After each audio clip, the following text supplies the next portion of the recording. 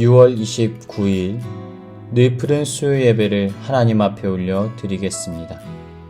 전능하사 천지를 만드신 하나님 아버지를 내가 믿사오며 그 외아들 우리 주 예수 그리스도를 믿사오니 이는 성령으로 잉태하사 동정녀 마리아에게 나시고 본디오 빌라도에게 고난을 받으사 십자가에 못 박혀 죽으시고 장사한 지 사흘 만에 죽은 자 가운데서 다시 살아나시며 하늘에 오르사 전능하신 하나님 우편에 앉아 계시다가 저리로서 산자와 죽은 자를 심판하러 오시리라. 성령을 믿사오며 거룩한 공회와 성도가 서로 교통하는 것과 죄를 사여 주시는 것과 몸이 다시 사는 것과 영원히 사는 것을 믿사옵나이다. 아멘.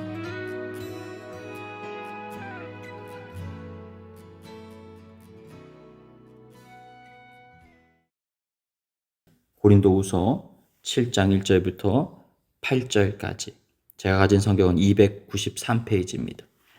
그런즉 사랑하는 자들아, 이 약속을 가진 우리는 하나님을 두려워하는 가운데서 거룩함을 온전히 이루어 육과 영의 온갖 더러운 것에서 자신을 깨끗하게 하자.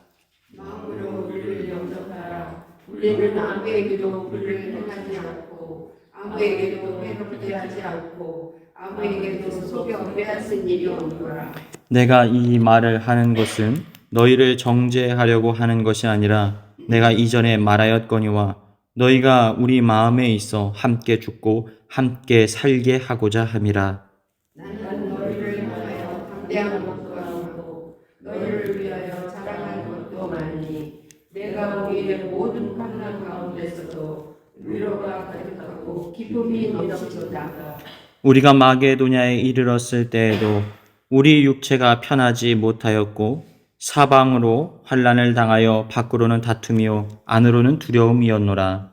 그러나 낙심한 자들을 위로하시는 하나님이 기도하므로 우리를 위로하셨으니 그가 온 것뿐 아니요 오직 그가 너희에게서 받은 그 위로로 위로하고 너희의 사모함과 애통함과 나를 위하여 열심히 있는 것을 우리에게 보고함으로 나를 더욱 기쁘게 하였느니라. 그러므로 내가 편지로 너희를 근심하게 한 것을 피하였으나 지금은 피하지 아니함은 그 편지가 너희로 잠시만 근심하게 한 줄을 알리라. 아멘. 오늘 말씀은 고린도후서 7장의 말씀입니다. 우리는 계속해서 고린도 전후서의 말씀을 가지고 이 고린도 교회 안에 어떠한 문제가 일어났는지를 살펴볼 수 있었습니다. 작은 문제, 큰 문제 할 것 없이 고린도 교회 안에 아주 큰 풍파가 일어나게 되었습니다. 분열과 갈등의 문제가 계속해서 터져 나오는 거예요. 그리고 그 끝은 어디로 향하고 있습니까? 결국은 바울이라는 위대한 목회자를 향하여서 칼끝이 겨누어지게 되었다라는 것입니다. 결국은 교회를 깨트리려는 영적인 흐름이 흐르고 있는 거예요. 사랑하는 여러분, 우린 영적으로 분별할 수 있어야 됩니다. 우리가 우리 주변에 일어나는 어떤 작은 점과 같은 사건들이 때로는 무언가 영적인 흐름들을 갖게 될 때가 있다라는 거예요. 특히나 가정이라든지 교회라든지 우리가 한번 가만히 생각해 보십시오. 우리가 보이지 않는 영적인 세력과 싸움을 벌인다라고 얘기를 했을 때, 또 영적인 세력들이 지성을 가지고 우리를 공격한다고 했을 때 그들이 일으키는 한 사건들은요, 단순한 사건들이 아니에요. 그래서 한 사건도 우리가 지지 않으려고 노력해야 되고 또 분별할 수 있어야 한다라는 것입니다. 우리가 그 싸움에 대해서 대응할 수 있어야 된다라는 거예요. 우리가 장기를 두거나 바둑을 둘 때도 절대 아무 의미 없는 수를 두는 것이 아니에요. 그 한 수로 인해서 어떤 길목을 막는다든지 어떤 치명상을 입힌다든지 이러기 위해서 한 수를 두는 것처럼 때로는 영적인 싸움의 현장 속에서 어떤 점과 같은 하나의 사건들이 하나의 선을 그리고 어떤 그림을 그릴 수도 있다라는 것입니다. 근데 그것이 무엇을 향하고 있는지 영적으로 분별할 수 있어야 돼요. 가정에 일어나는 것들도 마찬가지입니다. 여러분, 원래 사탄은요, 주님이 사랑하시는 것들을 건드리는 거예요. 사탄은 주님이 소중히 여기시는 것들을 건드려요. 여러분 생각해 보십시오. 아담과 하와가 에덴 동산에서 있었습니다. 근데 왜 하필 뱀이 그곳에 들어갑니까? 하나님 말씀하셨거든요. 보시기에 심이 좋았더라. 보시기에 심이 좋은 것들만 건드리는 거예요. 여러분 기억하십시오. 영적인 공격을 당하고 있습니까? 그럼 그 지점이 어쩌면 하나님 보시기에 심이 좋은 것일 수가 있어요. 그 고지를 빼앗기면 우리는 무너지는 거예요. 망가지는 거예요. 그래서 우리가 부둥켜 안고 싸움을 벌이고 하나님 앞에 무릎으로 기도하며 나아갈 수 있어야 한다라는 것입니다. 여러분의 가정을 지켜야 됩니다. 우리의 자녀들을 지켜야 됩니다. 우리의 사업장을 지켜야 됩니다. 우리의 교회를 지켜야 됩니다. 바로 그것이 주님께서 우리에게 원하시는 뜻이에요. 싸움이 우리에게 걸어왔을 때 여러분 피하지 마십시오. 대항하십시오. 사람과의 싸움을 말하는 것이 아니라 영적으로 우리가 대항하여서 그 고지를 빼앗기지 마시기를 주님의 이름으로 축복합니다. 한 고지 한 고지 빼앗기다 보니까 고린도 교회가 어디까지 밀려온 거예요? 이제는 교회를 하나님의 대리자로서 역할을 감당하고 말씀을 전하는 바울을 향해서 칼끝을 겨누고 있는 거예요. 여러분 얼마나 충격입니까? 얼마나 바울이 낙심하고 실망할 수밖에 없어요. 고린도 교회가 지금 바울하고 관련이 없는 교회가 아니에요. 바울이 세운 교회예요. 바울이 돌봤던 교회예요. 가장 바울의 마음속에서 근심과 염려와 사랑으로 가득 차 있던 교회가 바로 고린도 교회였다라는 것입니다. 그래서 여러 번 고린도 교회를 향합니다. 또 많은 좋은 목회자들을 파송해서 그들의 필요를 채워주기도 했습니다. 그런데 그 결과물이 어떤 것입니까? 여러분 기가 막힌 일입니다. 첫 번째는 바울의 사도권에 대해서 얘기하는 거예요. 당신 사도 맞아? 당신 주님 만났어? 라고 말하는 거예요. 당신 추천서 가지고 왔어? 라고 말하는 거예요. 그리고 지금 뭐라고 말합니까? 2절 한번 보십시오. 기가 막힌 일입니다. 불의를 행하지 않고 아무에게도 해롭지 한 것이 없고 아무에게서도 속여 빼앗은 일이 없노라. 여러분 바울의 편지에 왜 이 얘기가 들어가요? 지금 고린도 교회가 바울에게 뭐라고 얘기하는지 아십니까? 야, 헌금을 보냈는데 그거 바울이 마음대로 착복하고 사용한 거 아니야? 바울이 지금 자신이 부유하게 세상을 살아갈 수 있음에도 불구하고 그 모든 것들을 다 포기하고 교회를 위해서 헌신하고 수고하며 달려갑니다. 텐트 메이커로 자기가 스스로가 자비랑 사역을 하고 있어요. 40의 가만매를 맞고 풍랑에 빠져들기도 하고 돌에 맞아 죽을 뻔하고 우리가 성지순례 다녀왔지만 바울이 이고니온에서 돌에 맞아서 거의 죽을 뻔했을 때 루디아로 피신한 우리가 그것도 직접 다녀오지 않았습니까? 어쩌면 그 자치가 다 바울의 피와 눈물과 땀으로 얼룩져 있는 곳이에요. 그런데 그런 바울의 수고와 열심을 알면서 이렇게 말하는 거예요. 바울이 혹시 돈 때문에 사역하는 거 아니야? 라고 말하는 거예요. 여러분 이 정도 들었으면요. 바울 스스로도 자존심이 상해서 사역을 더 하지 못했을지도 몰라요. 일반적인 사람 같으면요. 야, 이거 진짜 자존심 상한다. 아니 내가 이렇게밖에 안 보인단 말이야. 가끔은요. 어떤 사람들은요. 너무 억울함에 빠져들면요. 어떻게 해요? 스스로가 자신의 목숨을 끊어서 억울함을 증명해요. 이런 일이 벌어지지 않겠습니까? 교회를 위해서 내가 내 생명도 아낌없이 버리겠노라고 했는 그 교회가 지금 바울을 모두에게 등을 돌리고 바울을 비난하고 정죄하고 있는 거예요. 세상에 믿을 사람이 하나 없다 하는데 교회까지도 이럴 수 있단 말이야? 하면서 좌절하고 실망할 수밖에 없는 거예요. 그런데요, 이러한 상황 속에서 바울의 이 고린도후서 7장을 한번 읽어보십시오. 그러면요, 이 바울이 이상하게 감정이 안 느껴져요. 분노하거나 혹은 실망했거나 충격을 받았거나 낙심하고 있는 것처럼 보이지가 않아요. 왜 그럴까요? 어떻게 이런 바울의 흔들리지 않는 마음을 우리가 배울 수가 있을까요? 사실 교회 안에서 우리가 가장 고민하고 갈등하는 영역이 이 영역 아닙니까? 주님의 몸된 교회를 위해서 수고했어요. 주님의 이름으로 다른 사람을 돕고 섬겼어요. 그런데 어떤 일이 벌어지기가 쉬워요? 도와준 그 사람으로부터, 사랑을 흘려보낸 그 사람으로부터 비판의 소리를 듣거나 나에 대한 비방의 이야기를 들을 때가 있어요.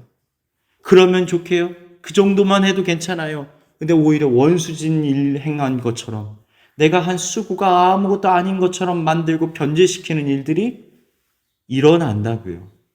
초대교회도 일어났고 오늘날에도 여전히 일어나요. 그런데 우리가 이것을 어떻게 받아들이고 이것을 어떻게 우리의 마음속에서 녹여낼 수가 있습니까? 이게 굉장히 중요한 숙제 아닙니까? 근데요, 바울의 시선이 어디를 향하고 있는지를 보면 우리가 알 수 있어요. 바울은 지금 나에게 상처를 주는 사람들에게 시선 고정하는 게 아니에요. 또 상처를 받고 있는 나 자신을 바라보고 있는 것도 아니에요. 야, 너희들 어떻게 나한테 이럴 수 있어? 내가 너한테 어떻게 했는지 너희들 알잖아. 제일 가까운 곳에서 내가 얼마나 애를 쓰고 눈물 흘리고 땀 흘렸는지 너희들은 알고 있잖아. 니들 그러면 안 돼. 정말 그러면 안 되는 거야. 혹은 내가 스스로 가만히 골방에 들어갔을 때 어떤 마음이 들겠어요? 야, 내가 이런 문제 때문에 상처를 받고 있구나. 내 마음이 너무 아프구나, 괴롭구나. 야, 그럼 내가 어떻게 해야 되지? 다 헛것이구나. 거기에 시선을 두지 않았다라는 거예요. 그럼 어디에 바울이 시선을 둡니까? 하나님께 시선을 고정했다는 거예요. 그런데 어떤 하나님께 시선을 고정합니까? 십자가에 달려서 우리의 모든 질고를 지고 또 배신당했던 예수 그리스도를 바라보았다는 거예요. 아, 맞아. 주님도 이 십자가의 길을 걸으셨지.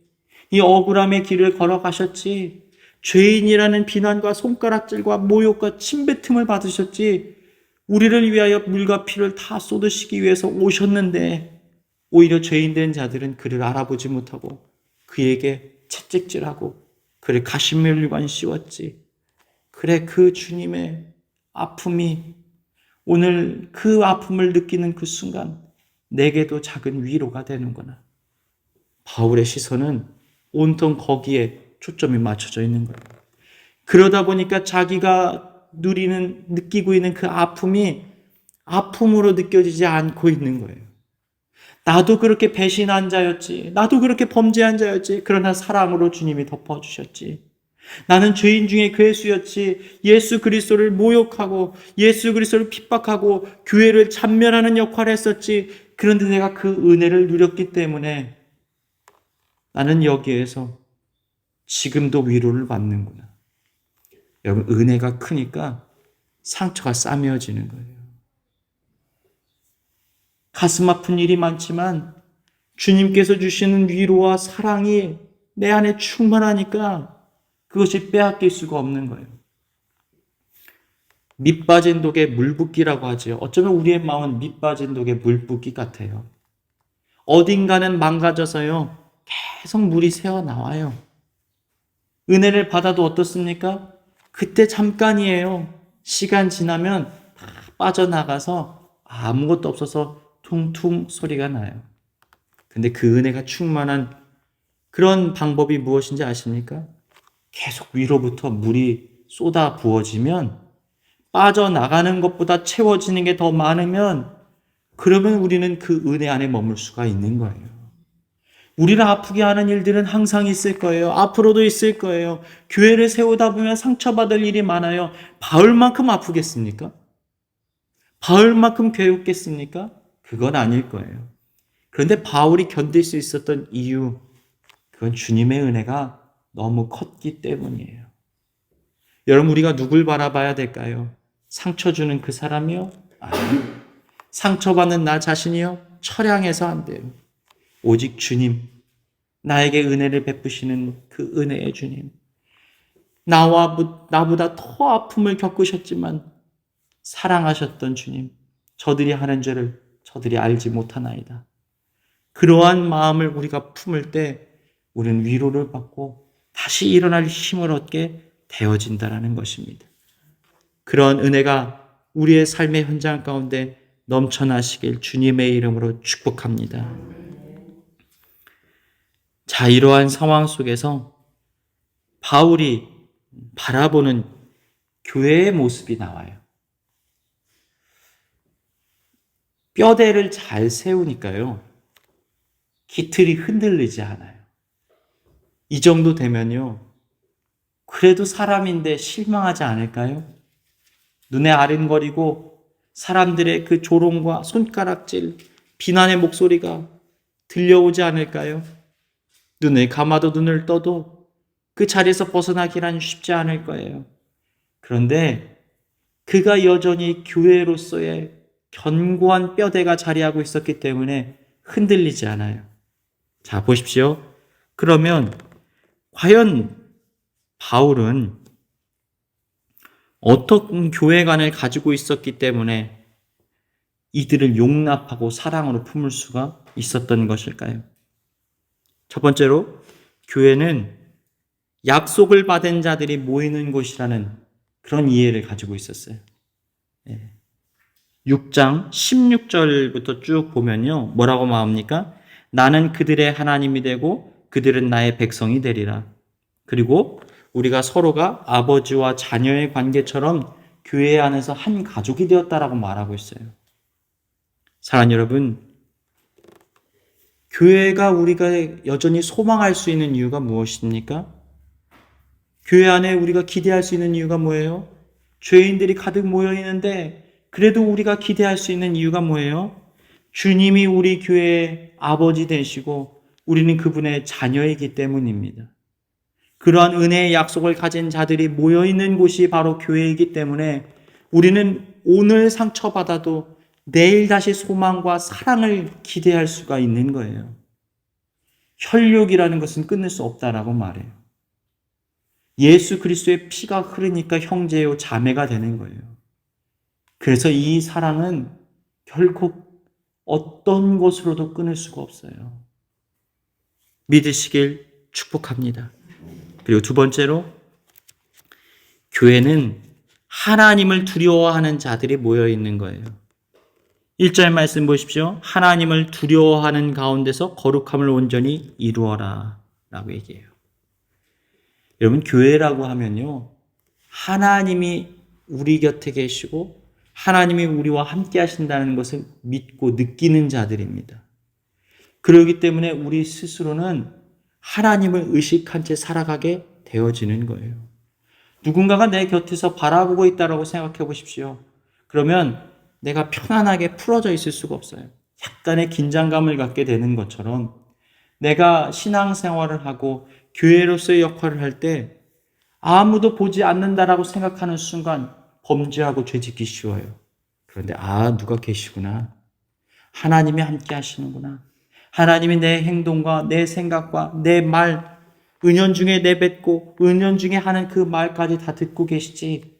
두려워하는 순간 교회로서 우리가 더 아름답게 거룩하게 우리 자신을 지킬 수가 있는 거예요. 자, 그리고 세 번째, 하나님의 거룩함을 닮아가는 삶을 살아가야 돼요. 주님을 닮아간다는 거예요. 우리가 자녀는요, 항상 아버지의 모습을 따라가게 되어 있어요. 닮아가게 되어 있어요. 말투부터 행동, 표정까지도 어쩌면 연습하는지도 모르겠어요. 예전에 우리 아이들이 너무 예뻐가지고요, 혼을 내야 돼요. 혼을 내긴 내야 되겠고 웃음도 나오고 그러다 보니까 제가 버릇이 하나 생기게 뭐냐면 위 이빨로 아랫입술을 이렇게 깨무는 거예요. 혼을 내야 되는데 너무 예쁜데 참아야 되고 웃음도 나오는데 견뎌야 되고 엄숙하게 해야 되니까 습관처럼 이빨을 이렇게 잇몸을 깨무는 거예요. 근데 어느 순간부터 보니까요, 우리 조이조엘이가 그걸 똑같이 따라하고 있더라고요. 아니, 연습을 하고 있더라고요. 옆에 가보니까 이렇게 윗입술을 윗니빨로 아랫입술을 깨무는 연습을 하고 있어요. 그래서 이게 이상하구나. 조심해야 되겠구나. 아이들 앞에서는 냉수물도 함부로 떠먹으면 안 된다. 뭐 그런 얘기가 있는 것처럼 자녀는 부모의 모습을 닮아가요. 우리가 하나님의 자녀면요, 하나님이 기뻐하시는 게 무엇인지 본능적으로 알고 거기에 반응하게 되어 있어요. 근데 여기에 조금 둔감하게 되면요, 이 부모와 자녀의 관계 가운데 뭔가 결함이 있거나 문제가 있는 거예요. 그래서 우리 스스로가 한번 돌아볼 수 있어야 됩니다. 그리고 바울이 얘기합니다. 기가 막힌 얘기를 해요. 함께 죽고 함께 사는 게 교회라고 말해요. 세상에. 이게 어디 나오냐면요, 3절입니다. 너희가 우리 마음에 있어 함께 죽고 함께 살고자 함이라. 지금 바울이 뭐라고 얘기하는 거예요? 지금 너 교회 헌금을 유용하고 착복한 거 아니야? 너 그 물질 때문에 목회하고 있는 거 아니야? 라고 말하는데 바울이 얘기해요. 아니야. 난 그런 적이 없어. 너희들도 알잖아. 지금 나는 너를 정죄하는 게 아니고 지금 나의 마음을 설명하는 거예요. 너희들이 혹시 너희들의 마음을 좀 열어주면 안 되겠니? 이게 2절에 나와요. 바울이 얼마나 사랑이 넘치는 사람인지. 마음으로 우리를 영접하라. 이게 뭐냐면 니네 마음을 좀 열어줘. 나를 좀 받아줘 라고 말해요. 상처받은 것은 바울인데 도리어 그들에게 찾아가서 마음을 좀 열어달라고 말하고 있는 거예요. 왜 그럴 수 있어요? 어떻게 그럴 수 있어요? 바울이 가진 교회관 때문이에요. 교회가 뭐라고 생각해요? 함께 죽고 함께 사는 게 교회라고 말하는 거예요. 이전에도 바울이 얘기한 적이 있어요. 로마서 12장 15절에 보면 교회라는 게 뭐냐?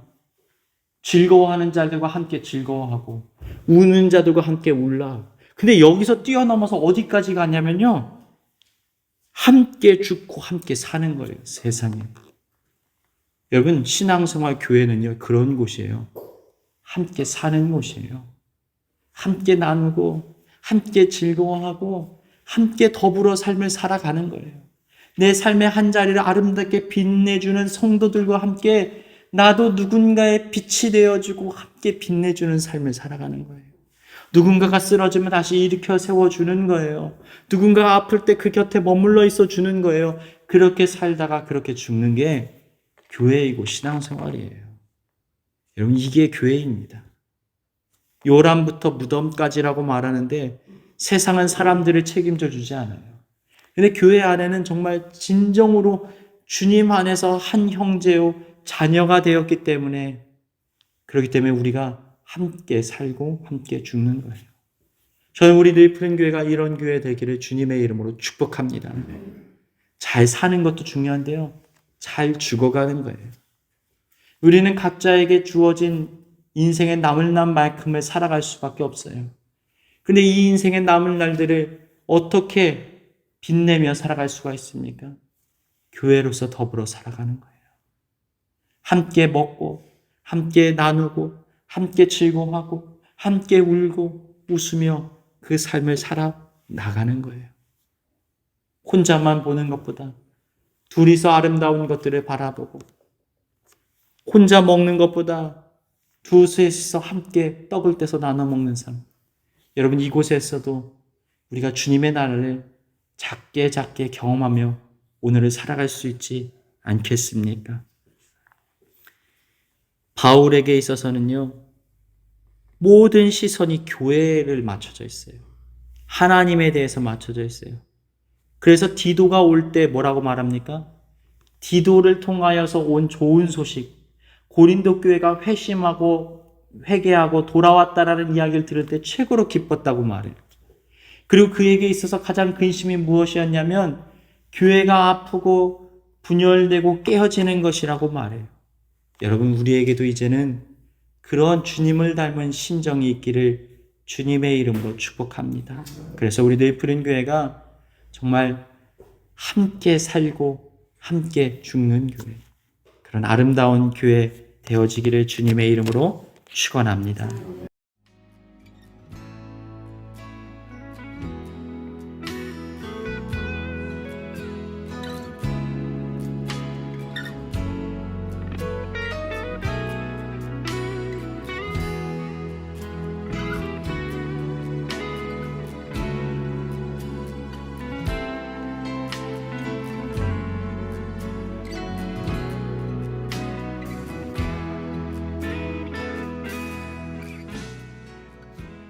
이 시간 교회에 주신 공동의 기도 제목을 가지고 다 같이 기도하시겠습니다.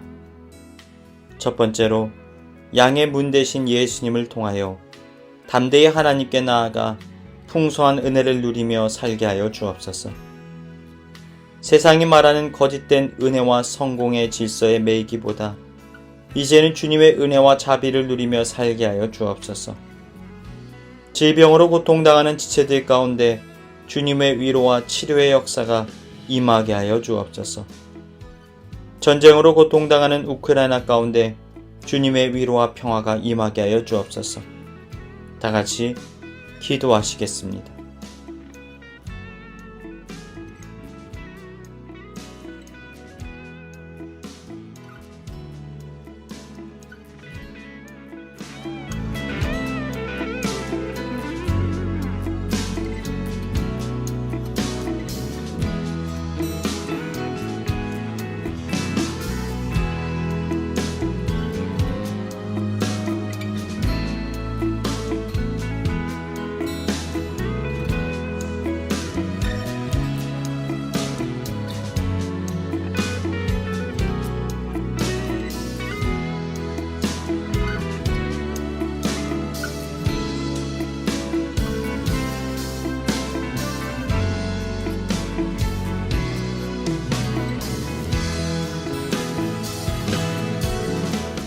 이제는 우리 구주 예수 그리스도의 크고 깊은 은혜와 아버지 하나님의 한없으신 사랑하심과 보혜사 성령님의 우리와 늘 함께 하심의 은혜가 주님의 사랑으로 하나 되어 이 땅에서 주님의 몸된 교회를 아름답게 세워나가기를 소망하는 여기 모인 주님의 자녀들 가운데 이제로부터 영원까지 함께 하시기를 간절히 축원하옵나이다.